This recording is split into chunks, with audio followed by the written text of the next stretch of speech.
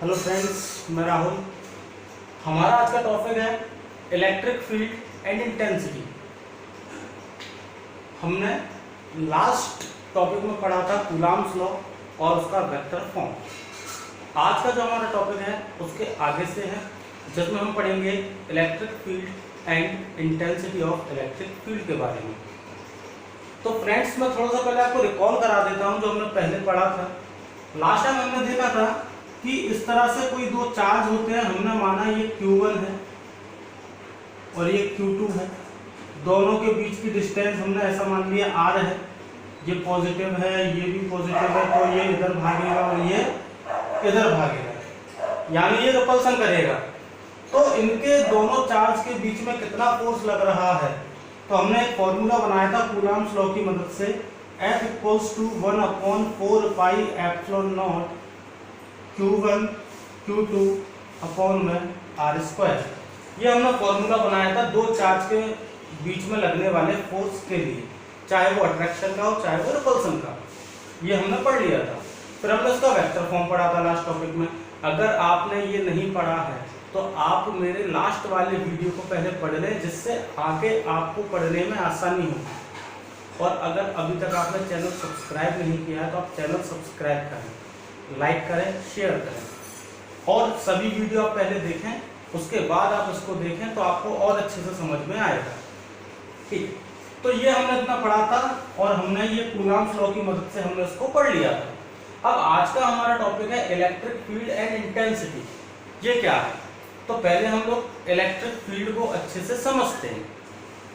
Friends, मैंने बोला कि दो चार्ज आपस में फोर्स लगाते हैं एक दूसरे के ऊपर, ठीक है।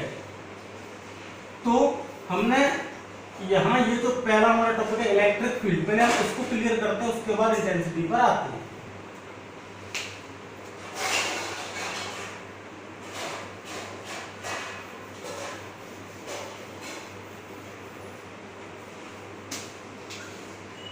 ये कोई एक चार्ज मैंने मान लिया, ये कोई एक चार्ज है, ये कोई एक चार्ज है, इसको मैंने नाम दे दिया Q। ये कोई एक चार्ज है, इसको हमने नाम दे दिया Q। तो जो एक इलेक्ट्रिक चार्ज होता है ना, जो एक इलेक्ट्रिक चार्ज होता है, वो अपने चारों तरफ एक ऐसा एरिया क्रिएट करता है, एक ऐसी सराउंडिंग बनाता है। जो एक इलेक्ट्रिक चार्ज होता है वो अपने चारों तरफ एक ऐसा एरिया क्रिएट करता है, एक ऐसा स्पेस बनाता है कि जैसे ही उसके एरिया के अंदर कोई दूसरा चार्ज आया, ये उसके ऊपर फोर्स लगा देता है। नहीं, यही बात समझना एक बार फिर। जैसे मान लो कहीं आग जल रही है, सर्दियों में जलाते ना हम लोग, तो कहीं आग जल रही है तो उसके आसपास का एरिया कैसा हो जाता है, गर्म। अगर कहीं आग जल रही है उसके आसपास का एरिया कैसा हो जाता है, गर्म हो जाता है। अगर कोई व्यक्ति सर्दी में से आया, वो जैसे उस आग का जो एक पर्टिकुलर एरिया है उसके अंदर एंटर करता है, तो उसको कैसा लगने लगता है, गरम गरम। यानी आग एक पर्टिकुलर जगह पर जल रही है, लेकिन उसका इफेक्ट कहाँ तक है, उसका प्रभाव कहाँ तक है, चारों तरफ है उसके। या नॉर्मल आप ऐसे समझ लो गर्मियों का समय चल रहा है या गर्मियाँ हैं, तो किसी कमरे के अंदर AC लगा हुआ है और बाहर धूप से कोई व्यक्ति आया, जैसे ही AC के अंदर, उस AC वाले रूम के अंदर एंटर करेगा तो एकदम से उसको ठंडक मिलती है। क्यों? उसका एक एरिया है जिसके अंदर उसने अपना अफेक्ट फैला के रखा है, यानी उस AC वाले रूम में प्रभाव है, एरिया है, ठंडा एकदम। बाहर से जैसे ही उसके अंदर एंटर करेगा उसे ठंडक लगेगी। तो ऐसे ही एक इलेक्ट्रिक चार्ज अपने चारों तरफ एक पर्टिकुलर एरिया क्रिएट करता है, एक सराउंडिंग बना लेता है, और उस एरिया के अंदर जैसे ही कोई दूसरा चार्ज आता है तो वो जो उसका जो एरिया है, वो जो चार्ज है, उसके ऊपर फोर्स लगा देता है। अब हम इसको समझते हैं थोड़ा सा। मैंने ऐसा माना कि ये कोई एक चार्ज है, तो ये जो चार्ज है अपने चारों तरफ इस तरह, हम ऐसा मान लेते हैं, अपने चारों तरफ ये एक इस तरह फील्ड, एक एरिया, एक स्पेस क्रिएट करता है। ये कोई चार्ज है, ये अपने चारों तरफ एक एरिया और कोई फील्ड या कोई एक स्पेस क्रिएट करता है। अब मैंने कहा कि ये कोई चार्ज है Q1 मान लेते हैं समझने के लिए, और मैंने कहा यहाँ पर एक दूसरा कोई चार्ज रखा है Q2। तो क्या ये Q1 चार्ज इस Q2 चार्ज पर फोर्स लगा पाएगा? नहीं लगा पाएगा। क्यों नहीं लगा पाएगा? क्योंकि ये जो Q2 चार्ज है इसके जो फील्ड है, इसका जो एरिया है, इसका जो स्पेस है उससे बाहर है। अगर ये Q2 चार्ज यहां पर आ जाए तो क्या ये Q1 इस Q2 पर फोर्स लगा पाएगा? नहीं लगा पाएगा। क्यों नहीं लगा पाएगा? अभी भी ये इसके एरिया से बाहर है, इसके फील्ड से बाहर है, इसके स्पेस से बाहर है। अब हम ऐसा मानते हैं ये जो Q1 जो एक एरिया बना रहा है, इसके एरिया में Q2 चार्ज यहाँ पर रखा हुआ है। अब ये Q1 इसके ऊपर फोर्स लगा देगा। अब Q1 इसके ऊपर क्या लगा देगा? फोर्स लगा देगा। तो इसका मतलब ये होगा कि जब तक कोई चार्ज इसके एरिया के अंदर नहीं आएगा, जब तक कोई चार्ज इसके एरिया के अंदर नहीं आएगा, ये उसके ऊपर फोर्स नहीं लगाएगा। और जब कोई चार्ज इसके एरिया के अंदर आ जाए तो ये उसके ऊपर तुरंत फोर्स लगा देगा। इतनी बात समझ में आई? ठीक है। अब हमने ये बोला कि एक चार्ज, एक इलेक्ट्रिक चार्ज अपने चारों तरफ एक एरिया, एक स्पेस, एक सराउंडिंग क्रिएट करता है, और उसके अंदर जैसे ही कोई दूसरा चार्ज आता है तो ये उसके ऊपर फोर्स लगा देता है। जैसे इसके एरिया के अंदर कोई दूसरा चार्ज एंटर करता है, ये उसके ऊपर फोर्स लगा देता है। ठीक है भैया, क्या लगा देता है इसके ऊपर? ये फोर्स लगा देता है। तो इस एरिया को, इस सराउंडिंग को, इस स्पेस को हमने एक नाम दे दिया। इस एरिया को, इस स्पेस को, इस सराउंडिंग को हमने एक नाम दे दिया और हमने इसको बोला इलेक्ट्रिक फील्ड। क्या बोला इसको? Electric field. तो एक बार मैं रिपीट करता हूं कि एक इलेक्ट्रिक चार्ज अपने चारों तरफ, एक इलेक्ट्रिक चार्ज अपने चारों तरफ एक स्पेस क्रिएट करता है, एक एरिया बनाता है, एक सराउंडिंग बनाता है, जिसके अंदर फोर्स एक्सपीरियंस करता है। उस एरिया को, उस सराउंडिंग को, उस स्पेस को हमने इलेक्ट्रिक फील्ड का नाम दिया है। ये चार्ज है, इसके चारों तरफ का एरिया, जिसमें जैसे ही कोई चार्ज एंटर हुआ उसके ऊपर ये चार्ज क्या कर देगा? फोर्स लगा देगा। तो इस एरिया को, इस सराउंडिंग को, इस स्पेस को हम लोग क्या बोलेंगे? Electric field. मैं आपसे कहूँ क्या इस पॉइंट पर इलेक्ट्रिक फील्ड है? आप कहेंगे नहीं है। क्या इस पॉइंट पर इलेक्ट्रिक फील्ड है? आप कहेंगे नहीं है। क्या इस पॉइंट पर इलेक्ट्रिक फील्ड है? आप कहेंगे है। जैसे ये चार्ज आएगा ये इसके ऊपर फोर्स लगा देगा। क्या इस पॉइंट पर इलेक्ट्रिक फील्ड है? हाँ है। ये इसके ऊपर फिर फोर्स लगा देगा। क्या यहाँ पर इलेक्ट्रिक फील्ड है? नहीं। तो इलेक्ट्रिक फील्ड क्या है? एक इलेक्ट्रिक चार्ज अपने चारों तरफ एक फील्ड, एक सराउंडिंग, एक एरिया, एक स्पेस क्रिएट करता है, जिसके अंदर फोर्स एक्सपीरियंस किया जाता है। उस एरिया को, उस स्पेस को, उस सराउंडिंग को हमने इलेक्ट्रिक फील्ड का नाम दिया है। या तो कोई problem? Okay.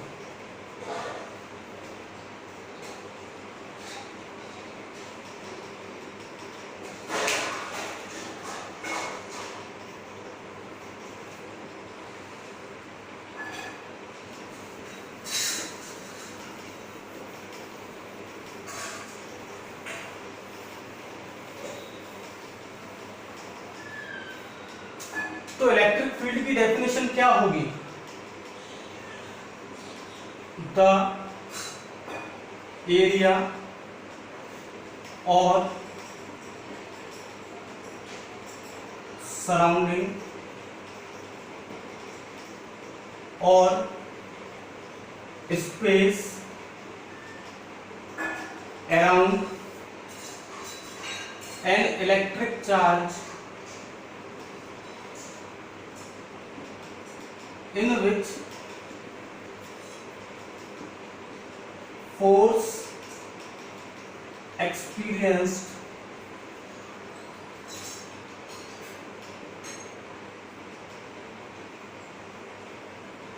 the area or surrounding or space around an electric charge in which force experienced called electric field, called electric field. यह हमारी इलेक्ट्रिक फील्ड की डेफिनेशन हो गई। अब इसके बाद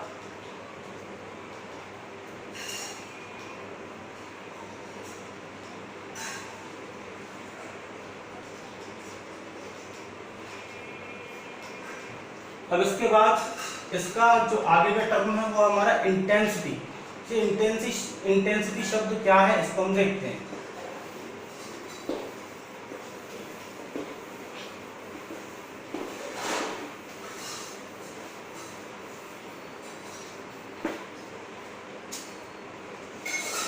फिर वहीं से स्टार्ट करते हैं। ये हमने एक चार्ज लिया, ये चार्ज अपने चारों तरफ एक इलेक्ट्रिक फील्ड बना रहा है। ये चार्ज अपने चारों तरफ एक इलेक्ट्रिक फील्ड बना रहा है। अब जैसे कोई दूसरा चार्ज इसके कांटेक्ट में आता है, ये उसके ऊपर फोर्स लगा देता है। जैसे कोई दूसरा चार्ज इसके कांटेक्ट में आता है, ये उसके ऊपर फोर्स लगा देता है। ठीक है भाई, तो वो फोर्स कितना है ये तो हमें कूलम्ब्स ने बता दिया कि दो चार्ज के बीच में लगने वाला फोर्स कितना होता है, ये हमें कूलम्ब्स लॉ ने बता दिया, हम उसको पढ़ते हैं। ठीक है, अब हम यहाँ देखते हैं यहाँ चेंज क्या है या हमें यहाँ पर क्या पढ़ना है। तो हम बात करते हैं इंटेंसिटी वर्ड की, ये इंटेंसिटी वर्ड क्या है। तो हमने कूलम्ब्स लॉ में पढ़ा था कि F is directly proportional Q1 into Q2, और दूसरा हमने पढ़ा था F is inversely proportional to 1/r²। ये दो बातें हमने पढ़ी थी। F is directly proportional Q1 Q2, F is inversely proportional 1/r², और इन दोनों को हमने मिलाकर कूलम्ब्स लॉ बनाया था। तो आप देखेंगे यहाँ पर कि फोर्स और डिस्टेंस एक दूसरे के इनवर्सली प्रोपोर्शनल हैं। फोर्स और डिस्टेंस एक दूसरे के इनवर्सली प्रोपोर्शनल हैं। इसका मतलब ये हुआ कि जब डिस्टेंस ज्यादा होगी तो फोर्स कम लगेगा, जब डिस्टेंस कम होगी तो फोर्स ज्यादा लगेगा। एक बार फिर से आप देखेंगे, हमने ये दो कंडीशन से कूलम्ब्स लॉ बनाया कि force is inversely proportional to the square of the distance. इसका मतलब ये हुआ अगर डिस्टेंस बढ़ती जाएगी तो फोर्स कम होता जाएगा, और अगर डिस्टेंस कम होती जाएगी तो फोर्स बढ़ता जाएगा। इसका मतलब ये होगा। तो यही सब लोग यहाँ पर थोड़ा सा समझते हैं इंटेंसिटी वर्ड क्या है, ये इंटेंसिटी वर्ड कहाँ से आया। मैंने कहा कि ये कोई एक चार्ज है Q1 और ये चार्ज है Q2, और यहाँ पर एक कोई चार्ज आ गया Q3। तो ये चार्ज जो है इसके ऊपर भी फोर्स लगाएगा और इसके ऊपर भी फोर्स लगाएगा। इसके बीच की डिस्टेंस हमने मान ली R1, इसके बीच की डिस्टेंस हमने मान ली R2, इसके बीच की डिस्टेंस R1, इसके बीच की डिस्टेंस R2। आप देखेंगे इसमें ज्यादा डिस्टेंस कौन सी है, ये वाली। कम डिस्टेंस कौन सी है, ये वाली। तो अभी हमने यहाँ पर क्या पढ़ा कि डिस्टेंस कम तो फोर्स ज्यादा, डिस्टेंस ज्यादा तो फोर्स कम। इसका मतलब क्या हुआ कि इन दोनों के बीच में जो फोर्स लग रहा है वो कम लग रहा है, इनके बीच में फोर्स जो लग रहा है वो ज्यादा लग रहा है। तो हमने यहीं से इस वर्ड को हमने देखा, इस नाम को हमने देखा इंटेंसिटी को, कि जब यहाँ पर हमने फोर्स कम है, यहाँ पर फोर्स ज्यादा है। इसका मतलब ये हुआ कि यहाँ पर फोर्स ज्यादा है, तो हमने उसको एक वर्ड नाम दे दिया है कि यहाँ पर इसकी इंटेंसिटी ज्यादा है। किसकी, इलेक्ट्रिक फील्ड की। तो हमने यहाँ से नाम निकाला इंटेंसिटी। तो किसी चार्ज द्वारा, अब हम यहाँ पर चार्ज को भी नाम देंगे, जो कि ये चार्ज है जो इलेक्ट्रिक फील्ड बना रहा है, तो हमने इसको नाम दे दिया सोर्स चार्ज। Source charge. और जो कि हम इनके ऊपर टेस्ट कर रहे हैं कि ये इस पर कितना फोर्स लगा रहा है, ये इसके ऊपर कितना फोर्स लगा रहा है। एक बार फिर, ये इसके ऊपर कितना फोर्स लगा रहा है, ये इसके ऊपर कितना फोर्स लगा रहा है, यानी हम इनके ऊपर क्या कहते हैं, टेस्ट कर रहे हैं। तो हमने इनको नाम दे दिया टेस्टिंग चार्ज। हमने इन्हें नाम दे दिया टेस्टिंग चार्ज, यानी ये हमारा सोर्स चार्ज और ये हमारे टेस्टिंग चार्ज। ओके, तो हमने यहीं से डेफिनेशन निकाली इंटेंसिटी की। तो हमने कहा इसकी इंटेंसिटी ज्यादा होगी, इसकी इंटेंसिटी कम होगी। क्यों कम होगी, क्योंकि इनमें फोर्स कम लग रहा है तो इसकी इंटेंसिटी कम, इसमें फोर्स ज्यादा लग रहा है तो इसकी इंटेंसिटी ज्यादा। तो बेसिकली इंटेंसिटी वर्ड का मतलब हुआ क्या कि जब कोई सोर्स चार्ज किसी टेस्टिंग चार्ज के ऊपर फोर्स लगाता है तो वो फोर्स कितना है, कम है, ज्यादा है, कैसा है। अगर कोई सोर्स चार्ज किसी टेस्टिंग चार्ज के ऊपर फोर्स लगा रहा है और फोर्स ज़्यादा है, हम कहेंगे इसकी इंटेंसिटी ज़्यादा है। हमने कहा कोई सोर्स चार्ज किसी टेस्टिंग चार्ज पर फोर्स लगा रहा है, वो कम है, तो हम कहेंगे इसकी इंटेंसिटी कम है। तो बेसिकली इंटेंसिटी वर्ड जो है उसका मतलब है क्या? फोर्स। कौन सा फोर्स? सोर्स चार्ज द्वारा टेस्टिंग चार्ज के ऊपर लगाए जाने वाला फोर्स। किसकी मदद से? इलेक्ट्रिक फील्ड की मदद से, क्योंकि सोर्स चार्ज डायरेक्टली फोर्स नहीं लगा रहा। सोर्स चार्ज कैसे फोर्स लगा रहा है? एक फील्ड की मदद से। ओके, तो हमारे यहाँ पर सोर्स चार्ज और टेस्टिंग चार्ज ये दोनों हमने यहाँ पर समझ लिए। अब हम उसके बाद बात करते हैं इंटेंसिटी ऑफ इलेक्ट्रिक फील्ड, एक बार फिर से कि ये है क्या।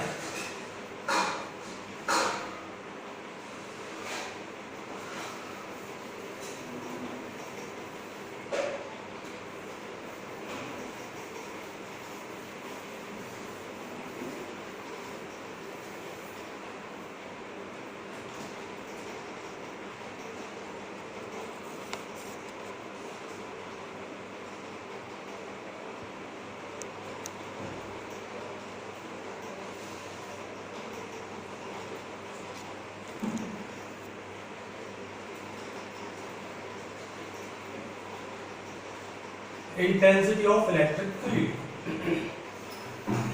मैंने कहा कहीं पर सोर्स चार्ज ने फोर्स लगाया 20 न्यूटन, कहीं पर सोर्स चार्ज ने फोर्स लगाया 15 न्यूटन। तो हम क्या कहेंगे? इसकी इंटेंसिटी ज्यादा है, इसकी इंटेंसिटी कम है। यानी फोर्स की क्वांटिटी ज्यादा होगी तो हम कहेंगे इंटेंसिटी भी ज्यादा है, फोर्स की क्वांटिटी कम होगी तो हम कहेंगे इंटेंसिटी भी कम है। तो हम यहाँ पर पहले इंटेंसिटी की डेफिनेशन बनाते हैं।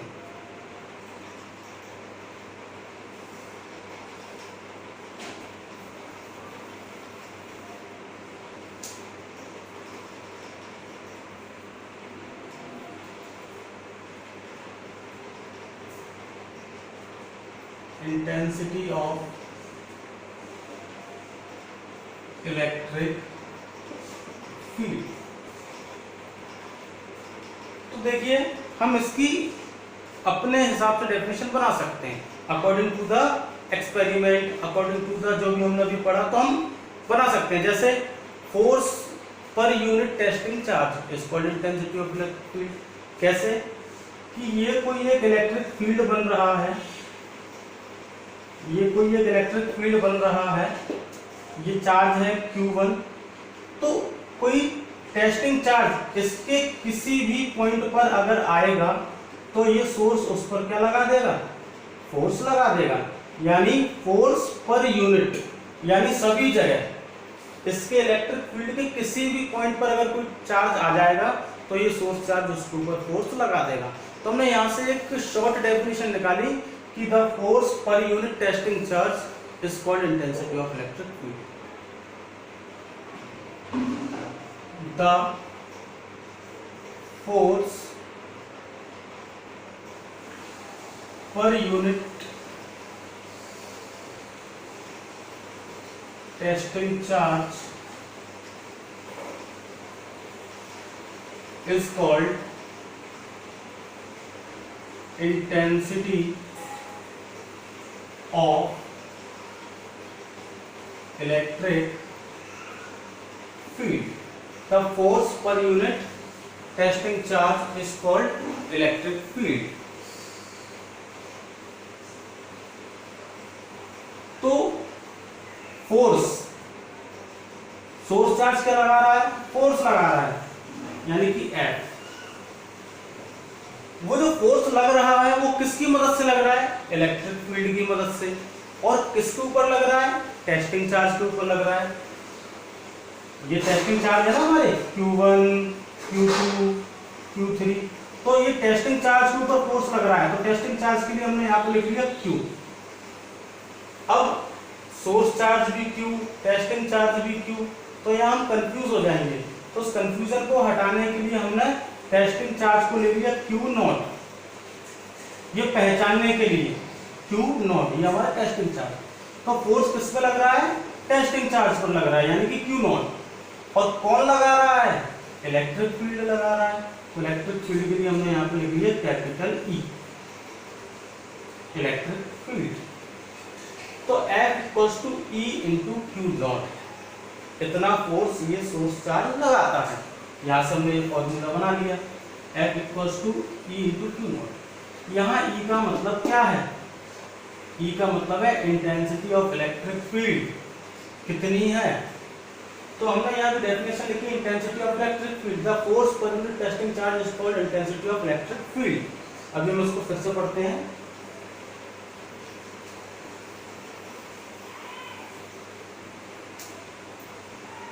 Intensity of electric field, it is denoted by capital E. इसको हम कैपिटल ई से डिनोट करते हैं। It is a vector quantity, और ये एक वेक्टर क्वांटिटी है। ठीक, तो हमने यहां पर फॉर्मूला बनाया इंटेंसिटी के लिए।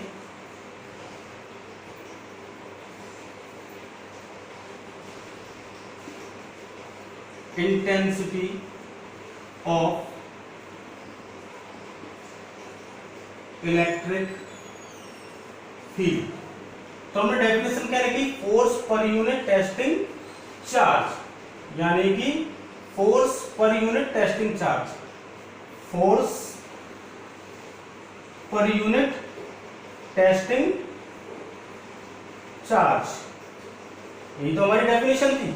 इंटेंसिटी ऑफ इलेक्ट्रिक फील्ड क्या है? Force per unit testing charge, और इंटेंसिटी ऑफ इलेक्ट्रिक फील्ड को हम डिनोट कर रहे हैं ई से, कैपिटल ई, और फोर्स के लिए एफ, टेस्टिंग चार्ज के लिए क्यू नॉट। तो ये हमारा फॉर्मूला बन गया इंटेंसिटी ऑफ इलेक्ट्रिक फील्ड के लिए, E equals to F upon में क्यू नॉट। क्यू नॉट का मतलब टेस्टिंग चार्ज, एफ का मतलब फोर्स, और ई का मतलब इंटेंसिटी। अब हम बात करते हैं जो कि ये एक वेक्टर क्वांटिटी है, तो हम इसको वेक्टर फॉर्म में भी लिख सकते हैं।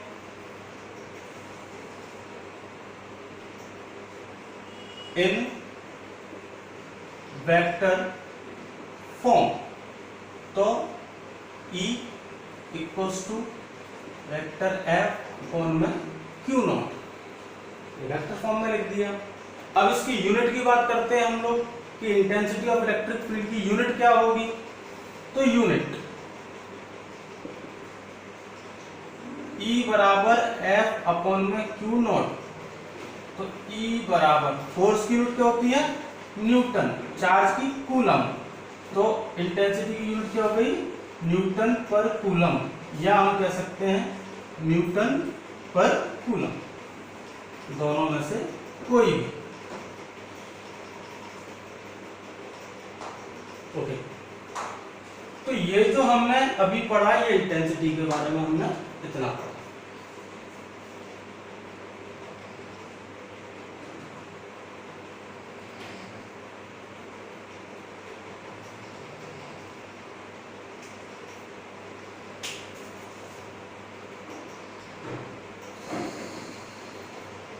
आप देखेंगे ये सोर्स चार्ज की अभी हमने यहाँ पर बात की है, तो जब भी सोर्स चार्ज की बात होती है तो हम इस फॉर्मूले का यूज करते हैं। अब इसके बाद एक और क्वेश्चन बनता है कि इंटेंसिटी ऑफ इलेक्ट्रिक फील्ड बताएं किसी पॉइंट चार्ज की मदद से। Derive an expression for intensity of electric field due to a point charge. किसी पॉइंट चार्ज की मदद से इंटेंसिटी ऑफ इलेक्ट्रिक फील्ड का फॉर्मूला बताएं। ये भी है एक, तो ये कब एप्लीकेबल करेंगे हम? जब हमारे पास चार्ज कौन सा है? Testing charge. तो सोर्स चार्ज के लिए कौन सा फॉर्मूला यूज करेंगे हम लोग, वो हम देखते हैं।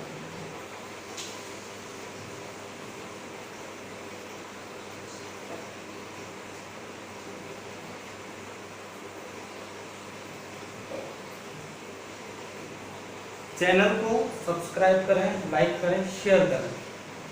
ये आप ही के लिए है, आप ही का चैनल है। आप पढ़ें, अपने फ्रेंड्स को बताएं, हमको पढ़ने के लिए गाइड करें।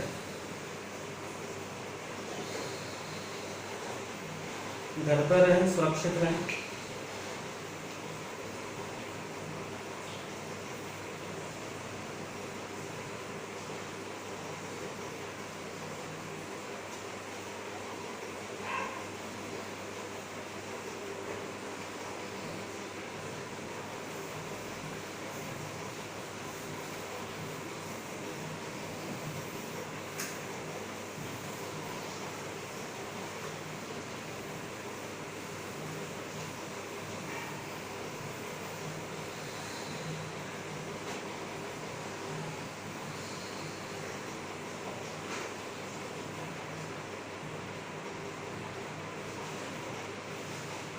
ओके, तो हम यहाँ स्टार्ट करते हैं एक expression intensity of electric field के लिए।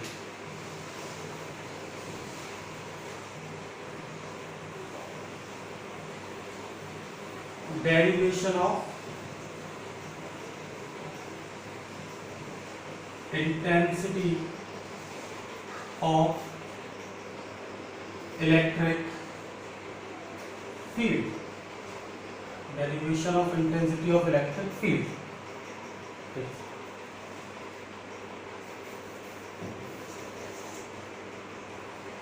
अभी अभी हमने यहाँ इंटेंसिटी ऑफ इलेक्ट्रिक फील्ड के लिए फॉर्मूला पढ़ा था,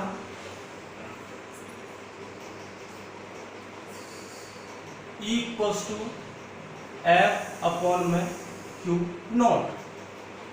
ओके, क्या मैं इसे और करके F equals to E into में क्यू नॉट ऐसे भी लिख सकता हूं मैं? आपको मैंने पहले बताया भी था कि फोर्स कितना लग रहा है, testing charge multiply by electric field, testing charge multiply by electric field ना फोर्स लग रहा है। ठीक है, इसको हम इक्वेशन 1 नाम दे देते हैं। और हमने कूलॉम्स लॉ पढ़ा हुआ है, according to Coulomb's F equals to 1/4 pi epsilon naught Q1 Q2 upon में R स्क्वायर। ये हमने कूलॉम्स लॉ पढ़ा है। अब देखिए हम यहाँ पर इसके नाम चेंज कर देंगे, क्यों? कूलॉम्स लॉ में हमने 2 पॉइंट चार्ज माने Q1 Q2 इस तरह थे, दोनों ही पॉइंट चार्ज थे, दोनों क्या थे? Point charge. इसको हमने बोला Q1, इसको हमने बोला Q2, तो Q1 Q2 upon R square, दोनों के बीच की डिस्टेंस हमने क्या मानी थी? R मानी थी, तो ये फॉर्मूला बना था। अब यहाँ पर हमारे पॉइंट चार्ज हमने नहीं माने, हमने इसको क्या माना है? Source charge. क्या माना है? Source charge. तो मैंने इसको बोल दिया Q, और इसको हमने क्या माना है? Testing charge. इसको हमने बोल दिया Q नॉट। तो यहाँ पर Q1 Q2 की जगह हम क्या लिख देंगे? Q and Q not. Okay, ठीक, इसको हमने इक्वेशन 2 बोल दी। आप देखेंगे फ्रॉम इक्वेशन 1 एंड 2, तो E into Q naught equals to 1/4 pi epsilon naught Q naught upon में R स्क्वायर। अब आप देखेंगे हमने ये यहाँ लिख दिया और ये यहाँ लिख दिया, क्योंकि दोनों ही F के इक्वल है। Q नॉट से Q नॉट को कैंसिल हमने कर दिया, तो E equals to 1/4 pi epsilon naught Q upon में R स्क्वायर। यहाँ पर Q का मतलब क्या है? Source charge. Q का मतलब क्या है यहाँ पर? Source charge. ओके, तो ये हमारा इंटेंसिटी का फॉर्मूला बन गया, किसके लिए? सोर्स चार्ज के लिए। और ये वाला फॉर्मूला हमारा किसके लिए था? टेस्टिंग चार्ज के लिए। तो हम दोनों में से कोई भी यूज कर सकते हैं अकॉर्डिंग टू द यूजेस। और इसकी यूनिट क्या होगी? न्यूटन पर कूलम। इसकी यूनिट क्या होगी? न्यूटन पर कूलम।